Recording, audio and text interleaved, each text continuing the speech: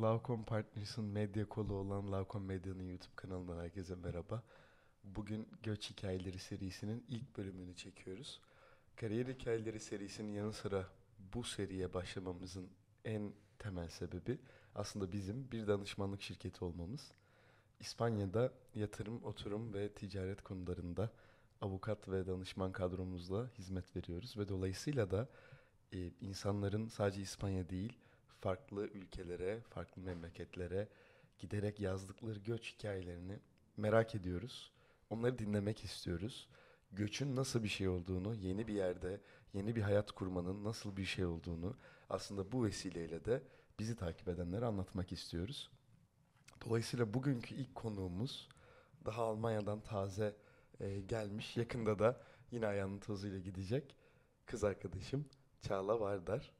Kendisi Almanya'da şu anda aslında C1 belgesini Goethe Enstitüsü'nün almaya çalışıyordu uzun bir süredir. Umarım da alacak. Oradan sonra da belki Bremen Üniversitesi, belki de başka üniversitelerde okuyacak. O yüzden bugün onu konuk ettik. Hoş geldin. Hoş buldum. Öncelikle sen C1 sertifikasını almam gerektiğini söyledin. C1 sertifikası benim üniversiteye başlayabilmem için sunmam gereken dil yeterlilik seviyesi. En azından benim okuduğum bölüm için C1 seviyesi, yani en üst artık ana Hı? dil mi sayılıyor? Ana dil C2 değil gibi ama o. Akademik C2 seviye. akademik seviyede. IELTS'teki C1 gibi, IELTS'teki 6,5-7 almak Evet. gibi. Ee, Bunu gerekli görüyor Alman devleti. evet. Ee, Bu şekilde geldim. Yani onu alarak bölüme başlayabiliyorsunuz. Peki Bu şimdi şekilde oluyor. üniversite sınavına sen Türkiye'de girdin. Kendini okumak istediğin bölüme kaydettirdin, psikolojiye.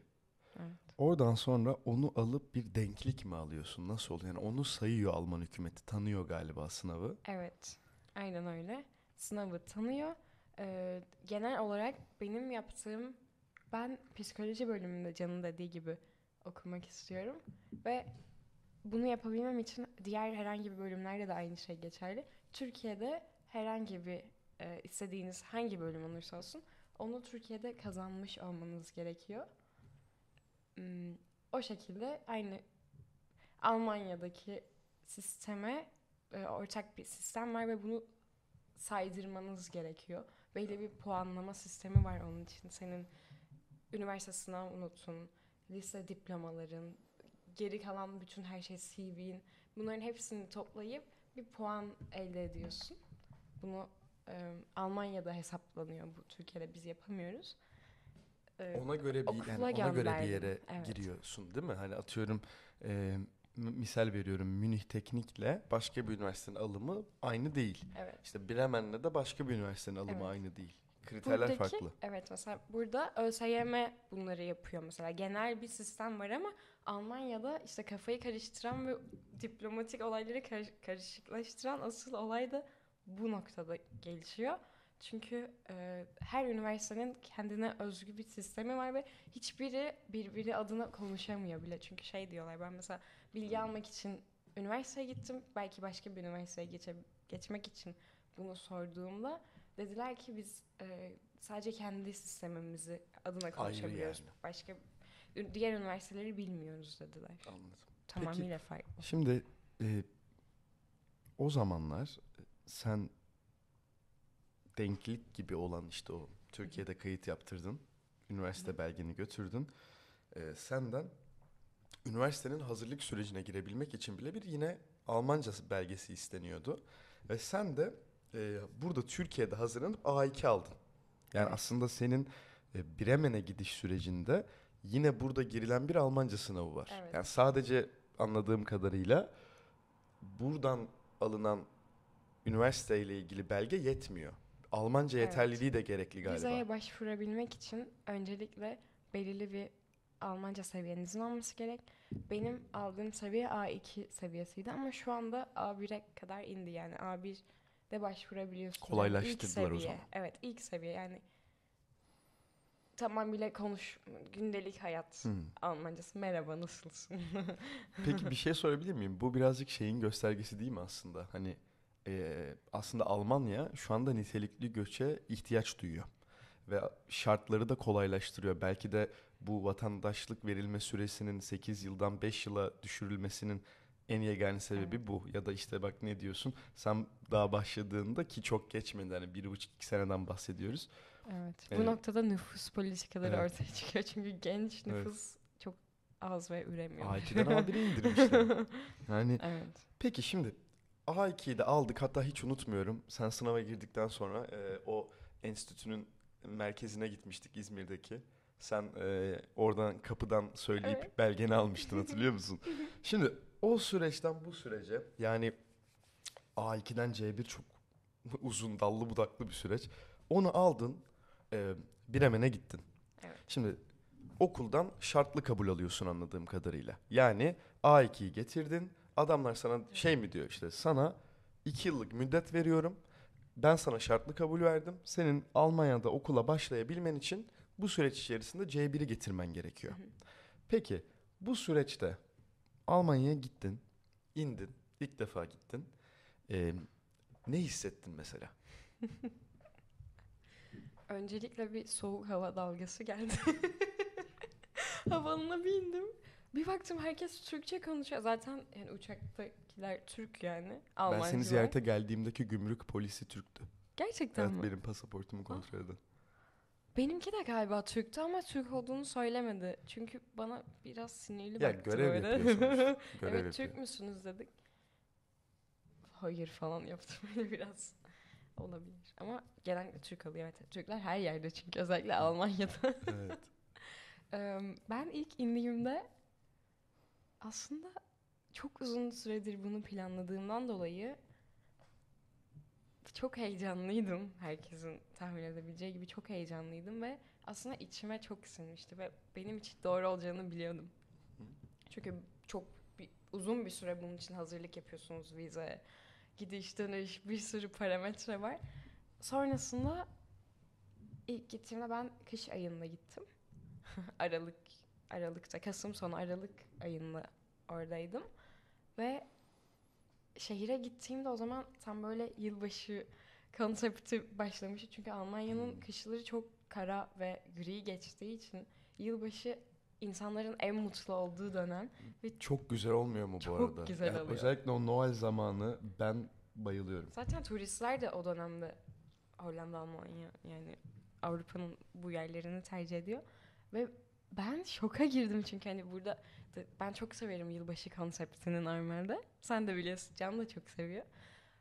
Ama o kadar güzel süslemişler ki hani buna nazaran yılbaşı marketleri böyle sanki bir kar küresinin içine Hı hı. girmişsiniz de böyle öyle bir his veriyor ve ben ilk şehir merkezine girdim. Oradan havaalanından eşyalarımı hostele yerleştirdim. Sonra yılbaşı marketini gördüm ve böyle tam olarak büyülendim. Hı hı. Ve böyle ha falan oldum. Çok güzel ama Çok harbiden. güzeldi. Ve Beğenilmeyecek gibi dedim de ki değil. hak ettim, Evet. başardım. O his gerçekten çok güzel. Peki sonra sen Bremen'de bu sefer bir dil kursuna tekrar yazıldın. Hı hı. Bu süreçte A2'den, yani A2 belgesini almışsın. Evet. C1'e giden bir süreç var. Kaç ay sürdü? Sayamayacağım kadar çok. Tahminim 6 ay süreceğiydi. Çünkü 9 ay galiba 6 totalde. evet, Kasım. totalde yani aslında bana söyledikleri 6 ay sürmesi gerekliydi. Ama maalesef dil kurslarının vaat ettiği gibi olmuyor. Çünkü bu sizin çalışma yeteneğinize, daha önceki bilgi birikiminize bağlı ki ben hiçbir şekilde önceden Almanca Hı öğrenmemiş bir hı. insandım. Yani ben sıfırdan oturup Almanca diye başladım böyle. Hatta sen Almanca'ya gayet ön yargılı, Almancayı sevmeyen bir Evet, insandın. Benim hiç gibi. sevmiyordum ama artık seviyorum. Evet. Artık Ya içine girdikçe. evet, bana hep çok kaba gelirdi Hı böyle hı. hani. Çok kaba gelirdi. Sonra alıştım. Artık öyle gel. Çok Bir de normal. insanların da etkisi var. Çünkü ben e, Hmm. bu süreçte işte benim tahminimden çok daha uzun sürdü. Çünkü o sertifikayı almak yani aslında Almanca konuşmakla dil bilgini akademik olarak kabul ettirmek arasında dağlar kadar fark var. Bence aslında akademik olarak Almancayı geliştirmek birazcık daha kolay. Çünkü sadece çalışmanıza bağlı olarak gelişiyor aslında. Çünkü hani belirli bir seviye var ve akademik olarak gösterebilmeniz için o tarz çalıştığınız zaman bunu gösterebiliyorsunuz yani. Hani biraz hilesi var onun.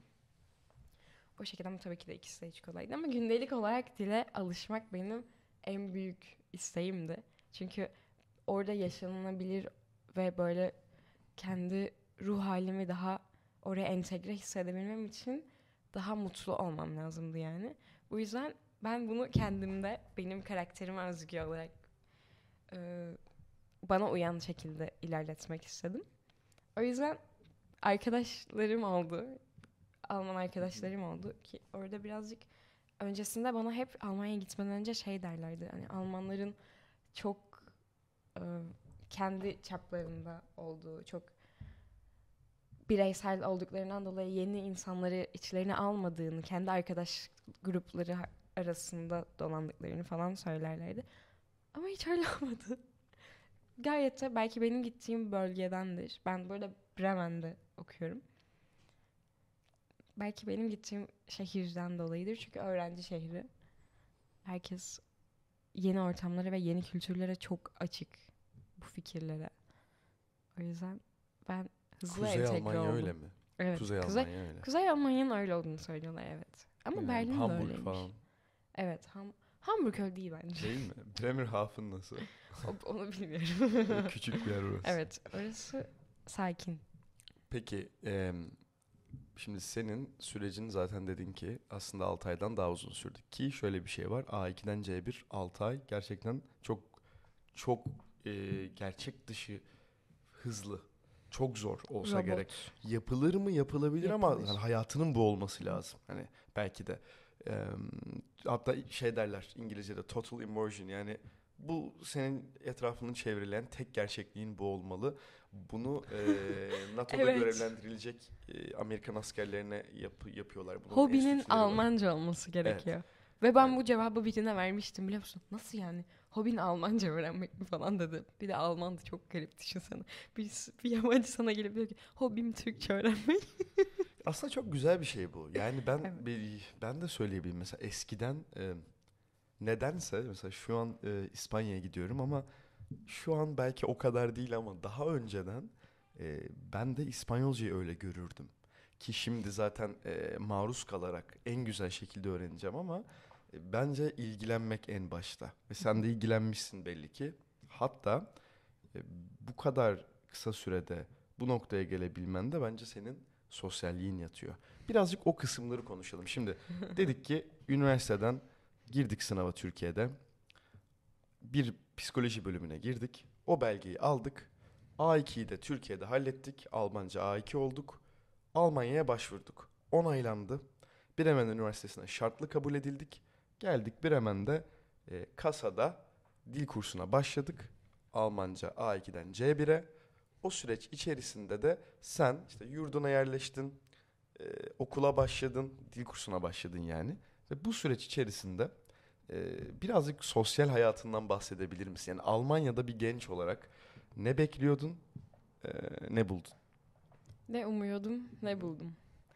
Çok farklı umuyordum ve çok farklı buldum. Öncelikle bunu söylemem gerekiyor. Çünkü gelmeden önce o kadar çok kulaktan dolma bilgiler vardı ki, karmaşık. Ve bunların hiçbiri doğru çıkmadı. Yani hiçbiri bende o şekilde gerçekleşmedi. Nedenini bilmiyorum ama sonuçta herkesin bir hikayesi var ve herkesin geldiği şehir, geldiği kültürün bir parçası farklı, aile yapıları yani bizim. Ve buna göre senin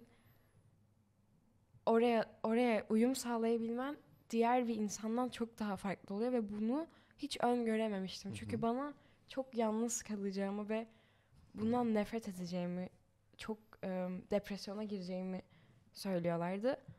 Aslında bunu söyleyebilmek için hala çok uzun bir tecrübem yok. Yani ben üniversiteyi bitirmedim.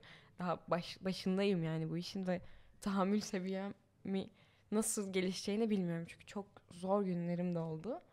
Ama iyi günlerde o kadar güzel sildiriyor. Yani bütün o kötülükleri sildiriyor ki umurumda değil. Hatta bazen zorlukların üzerinden gelmek sana o kadar güzel bir özgüven sağlıyor ki. Çünkü onu başardığın için böyle ben hani bu zor zamanlar dediğim bürokratik işleri kastetmiyorum. Aslında bürokratik işlerin sonucunda çıkan zorluklar. Mesela 5. kez taşındım bu süreçte. Hem de tek başıma. Böyle bayağı arkadaşlarımla böyle yollarca benim eşyalarımı sırtımızda, elimizde falan taşıdık. Evet. Ben sana mesela Ev sürpriz bulmak. yaptığımdaki yurt başka bir yer. Hı Şu hı. anki başka bir yerdi. Hı hı. Şimdi başka bir yer olacak Evet. herhalde. O yüzden herhalde benim anladığım kadarıyla Bremen'de aslında ciddi bir öğrenci yerleşkesi sıkıntısı var. Hı hı. Öğrenci yurtlarında ciddi Evet. bir arz talep dengesizliği var. Çünkü Yani zor. Bremen'e çok fazla yabancı öğrenci geliyor. Hı hı. Bunun bir sebebi var. Bremen Eskişehir gibi bir şehir. Yani Türkiye'deki Eskişehir evet, gibi. Türkiye'deki Eskişehir. Tam olarak eski de bir şehir ikisi de. Ben çok benzettim Eskişehir'e. Eskişehir'e hiç gitmedim ama o hissi verdiğini kesin anlıyorum yani. Hmm, Öğrenci şehri olması ve çok böyle canlı ve öğrencilerin tercih ettiği ve aynı zamanda diğer metropol yani Bremen metropol değil ama diğer büyük şehirlere göre çok daha uygun Hı hı. olduğundan dolayı çok fazla yabancı var ve uyuşturucu vesaire bunlar da daha uygunmuş. O yüzden biraz karışık bir yer aslında. Hmm. Her şey daha ucuz. Konaklama, Evet. yaşam bu Ki burası sebeple. kesinlikle öyle. Şimdi birazcık şundan bahsedelim. Çok güzel bir noktaya değindin. Ben arkadaşlarıma özellikle de lisedeki bizden daha yaş olarak küçük insanlara şunu söylüyorum hep.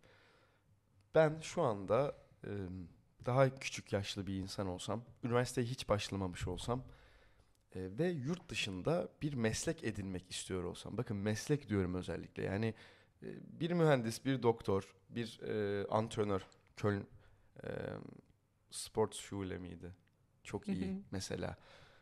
Yani meslek yapacaksanız eğer ve bunu da sosyal bir devletin içerisinde bedava eğitim, bedava ulaşım gibi haklara sahip olup e, multikültürel bir ortamda olmak istiyorsanız ben gerçekten Almanya'yı mesela öneriyorum. Çünkü kendi gözlerimle gördüm. Yani bugün Çağla'nın Bremen'de belki de gayet güzel bir yurtta konaklaması için gereken ücret başka Avrupa şehirlerinin yarısı ediyor. Hatta belki bazen 1/3 ediyor. İngiltere ile kıyaslamıyorum bile. Yani İngiltere gerçekten pahalı bir yer. Ee, Bu konuda ben Almanya'nın gerçekten çok avantajlı olduğunu düşünüyorum. Yani ben senin yanına geldiğimde ve orada geçirdiğimiz bir hafta içerisinde senin arkadaşlarınla da konuştuğumda bunu anladım. Sosyal devleti hissettim. Kesinlikle öyle. Yani bir öğrencinin Evet. her şeyi düşünülüyor. Belki sadece yurt sıkıntısı var. Yani bir onu arttıramamışlar herhalde. Ama onun haricinde e, ya öğrenci olduğunuz zaman değil mi Çağla? Ulaşım ücretsiz. Yani baştan bir para veriyorsun galiba ama bir sene ücretsiz kullanıyorsun. İşte kafeteryaya gidiyoruz arkadaşlar. 1 euro kahve. Üniversitesinin kahvesi 1 euro. Ama dışarıda öyle değil. Evet ama şunu demek istiyorum. Bugün Türkiye şartlarıyla kıyasladığımızda belki 1 euro şu an 32-33 lira ediyor olabilir. Ama yine biz bunu fiyata vurduğumuzda Çağlayan Üniversitesi'nde kahve içmek Türkiye'den daha ucuz. E, Yani Artık çoğu şey daha evet, ucuz. yani sosyalleşmek daha ucuz. O kesinlikle. Bu bir gerçek. Yani insanlar şunu karıştırıyor. Döviz kurunun fiyat farkı sebebiyle sanki böyle Evet. orası pahalı, Türkiye ucuz, Hı hı. alakası yok. Türkiye'de büyük bir şehirde, İstanbul, İzmir, Ankara, Antalya gibi yerlerde e, yaşamak, kira, sosyallik, ulaşım bence gerçekten Almanya'nın öğrenci kentlerinden daha pahalı. Dolayısıyla da bir öğrenci için bence e, en uygun şehirlerden biri Bremen diye düşünüyorum. Orada olmana çok mutluyum. Yani kendi gözlerimle gelip gördüm. Çok tatlı bir şehir. Peki şunu merak ediyorum. Alman arkadaşların var çok fazla. Ve bu Alman arkadaşlarınla da sen çok fazla sosyal organizasyonlar yapıyorsun. Yani aktif. Biraz onları anlatır Hı mısın? hı. Yani Alman kültürünü tanımak nasıl bir şeydi?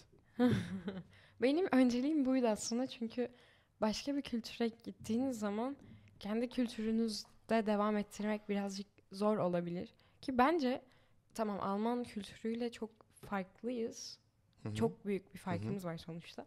Ama entegre yani Türk kültürünün içine bağdaşmış bir kültür olmuş. Yani Evet. aslında biraz internasyonel olmuş. Aslında hatta bence şu an Almanya'nın kendi sınırları çok fazla yok ve bence e, büyük nesil oradaki eski dönemlerdeki insanlar bunu korumak için sinirli. Hı hı. Yani bunu korumanın bir agresyonunu Hı yaşıyorlar hı. bence. Hatta bu yüzden öyle ama gençler ve bence ilerleyen zamanlarda da öyle olacak.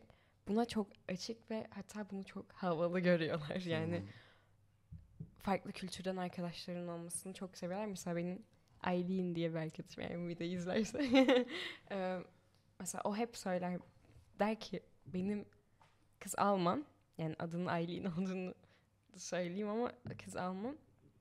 Bana hep şey der benim Alman arkadaşım yok. Farklılık seviyorlar çünkü Biraz yani. oryantalizm var Alman Evet. Hı gençlerinde. hı. Oryantalizm var. Başka kültürlere biraz ilgileri var. Bir de Almanlarda şey var değil mi? Bir Batı Avustralya. Perth. Bir gideyim göreyim falan. Evet, Bu her bir akım Alman'ın yani. hayali Bir akım var Avustralya'ya orada. gitmek. Evet. Ben bile merak ediyorum. Beni bile influence ettiler biliyor musun? Şu an merak ediyorum. Hiç aklımda yoktu. Başta sorguluyordum. Neden Avustralya? Var onlarda ya Bilmem öyle bir falan. şey. Mallorca, Aha. Avustralya, fix. Tabii Alman Mallorca zaten Alman eyaleti artık yani bizim İspanya'da. sömürgesi. Neredeyse öyle yani. İngilizler de çok gider oraya bu arada. Evet. Peki şimdi birçok şeyden konuştuk. Benim çok anım var bu Ee, arada. ona part 2 çekmemiz lazım artık. Yani ona Yetmez. süre yetmiyor. Biz O şu an inanılmaz. bilgilendirme anlatıyoruz. Bilgilendirme videosu olsun bu. Info. Ona ikinci partı mutlaka ekleyin. Belki onu hatta İspanya'da çekeriz artık yani. Sen Tamam. beni ziyarete geldiğinde bizim oradaki Yapalım. stüdyodan çekeriz. Çünkü yetmez buna. Ee, şöyle, şimdi birçok şeyden konuştuk. Benim aslında en merak ettiğim şeylerden biri şu. Güzel yanlarını anlattık ya. Hani mesela insanlar işte ön yargılı. Almanlar soğuk arkadaş yapamazsın yaptın. İşte ya euro olmuş 32-33 pahalıdır değil. İşte e, bürokratik sıkıntılara rağmen bir şekilde çözdün. Hani buldun ettin. Bunlar hep olumlu taraflar. Sence pek ısınamadığın şeyler ne? Yani o eksik duygular ne sence? Yani orada ne tam değil? Türkiye'de seni mutlu eden ne var? Orada ne yok mesela? İlk olarak hava. Hı hı. Havanın çok büyük bir etkisi var. Ama bu biraz çok özür dilerim biraz göreceli bir şey. Çünkü biz İzmir'deniz. Evet. İzmir daha ılımlı bir yer Türkiye'de. Yani belki Ankara'dan, belki Karadeniz'den geliyor olsaydın Doğru bunu söylemezdin. söylüyorsun. Doğru söylüyorsun ama her halükarda mesela 3 ay boyunca hiçbir güneşin çıkmadığı bir şehir Türkiye'de yok. Hmm, Yani dönemsel olarak olabilir ama yazın bile güneşin çıkmadığı günler oluyordu çok kötü. hmm. Hatta ben yazın buradaydım ama arkadaşlarımdan öğrendiğim kadarıyla yazın bütün yaz fırtına varmış. Mesela montla Çok geziyorlarmış. kötü. Çok kötü değil mi? Ben de sanıyordum ki Almanya'da yazı kaçırıyorum falan. Öyle bir şey yokmuş. Biraz kötü ama yani insan alışıyor bu arada. Ben hani D vitaminimi Hı kullanıyorum. hı. Bitti çünkü D vitamini asıl olay zaten. Ama hatta Almanlar daha çok şikayet ediyor biliyor musun? Sanki farklı ülkelerde doğmuşlar gibi bunu eleştiriyorlar. Belki de ben etkilemiş olabilirim. Şikayet ettiğim için. Aslında hani Hmm, şikayet de etmiyorum ama pozitif bakmak gerekiyor. Ben mesela bu sürecimde çok fazla soruna cevap vereceğim bu arada. Çok fazla pozitife odaklanmaya çalıştığım için bu süreci böyle bir oyun, bir macera gibi gördüm ve hala da devam ediyor ve bu çok güzel. Ee, kötü şeylerinden bahsedecek olursak hava dedik. Bir hava. Gerçekten D vitamini eksikliğinin vücuduna ve psikolojine etkisi olabiliyor. Ama sorun değil. Alışırsınız. Bu birse mesela hava.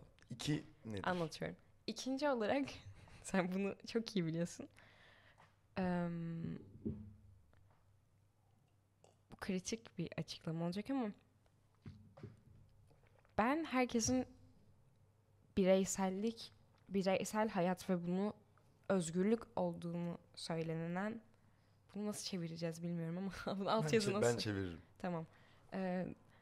Bireysellik adı altında olan özgürlüğün insanları sınırladığını ve ötekileştirdiğini düşünüyorum ve dolayısıyla bir birlik yok. Mesela bizim daha kanımızın daha böyle mutlu hissetmesinin sebebi hem genetik faktörler olabilir hem de birlik içinde olmaya alışkın olmamız.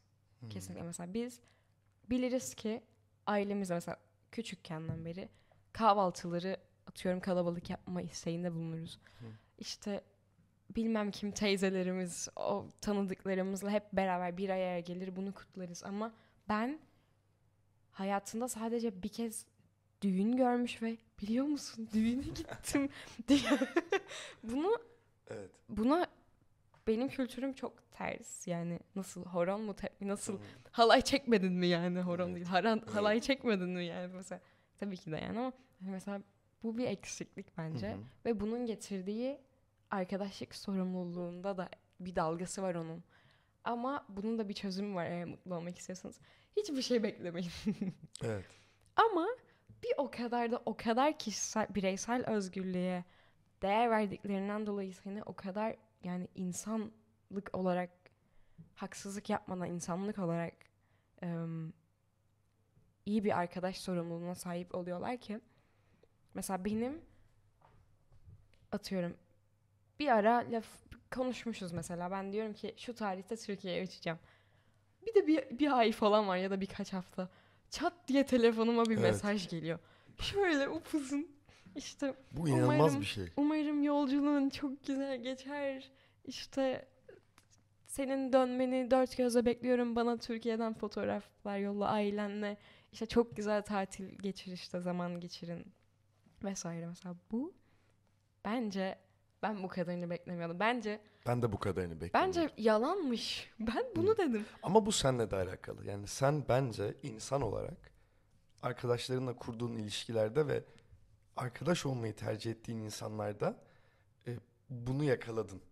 Yani belki de bu insanlar sen olmasaydın böyle olmayacaklardı veya Evet. bu insanlar senin arkadaşın olmayacaklardı. Başkalarını tercih Evet. edecektin. Bence bu birazcık seninle de alakalı. Çünkü her toplumun içinde böyle olan veya olmayan insanlar vardır.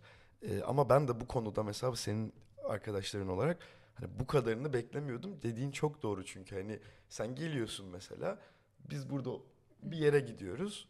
Bir mesaj geliyor. İşte nasıl gidiyor şöyle böyle fotoğraf at.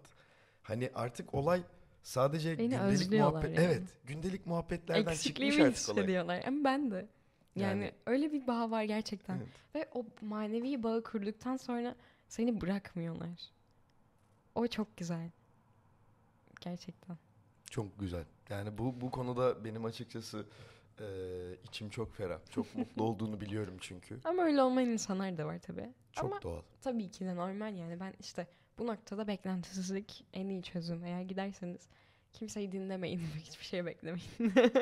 O zaman mutlu olursunuz. Çünkü kendi hayatınıza kendinizi başrol olarak koyup öyle yaşarsanız zaten diğer faktörler sizi etkilemiyor ki. Zaten kendimle mutluyum yani. Sen bunu çok iyi beceriyorsun. Çok güzel bir konuşmaydı.